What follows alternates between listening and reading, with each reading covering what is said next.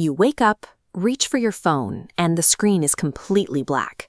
The immediate worry is often less about the hardware and more about the irreplaceable photos and messages locked inside. In most cases, a phone that won't turn on isn't actually dead. It is usually a symptom of a temporary software lockup that we can bypass using a few specific tools. We will follow 3 specific pathways to force the system to respond without erasing any of your data. To complete this protocol, you need a wooden or plastic toothpick, an MFI-certified charging cable, a 20-watt wall adapter, and a secondary phone. Do not start mashing buttons. Holding the wrong combination can accidentally trigger an emergency SOS, which complicates the diagnostic process. Methodical patience is the only way to recover the device safely. We start by checking for a ghost phone. This is a device where the internal processor is running perfectly, but the display panel itself has failed. Press and hold the side button for 3 seconds, then wait for a vibration or any haptic feedback. Use your secondary phone to call your number. If the phone rings or vibrates, the device is powered on.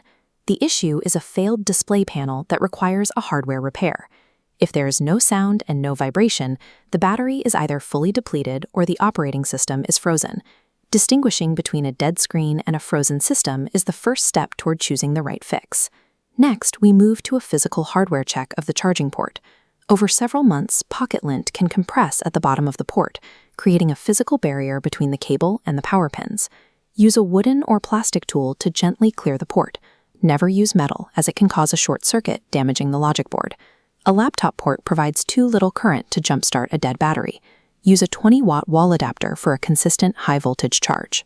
Leave the phone on the charger for 30 minutes. A depleted battery needs this time to reach minimum voltage to boot. Interrupting this charge early resets the power threshold, so leave the device alone until the timer is up. If the screen is still dark after charging, we must perform a force restart. This bypasses the frozen software and sends a direct reboot command to the hardware. Modern iPhones use a very specific cadence. Holding multiple buttons simultaneously, like on older models, will now trigger a loud emergency alarm. First, quickly press and release the volume up button. Immediately press and release the volume down button. Finally, press and hold the side power button. Continue holding for up to 30 seconds. Do not let go, even if the screen stays black for much longer than a standard restart. This sequence cuts and restores power directly to the processor, breaking the software freeze without touching your local storage. The white logo will eventually appear against the black background. Once the operating system finally loads and your lock screen appears, the immediate hardware crisis is officially over. However, the panic you felt earlier is a direct result of not having a current backup. To prevent this from happening again, go to your user profile, select Cloud Storage, and find the backup settings. Initiate a manual backup right now while the phone is responsive and connected to power. A force restart fixes the temporary freeze, but a cloud backup ensures your data survives the next time the hardware fails.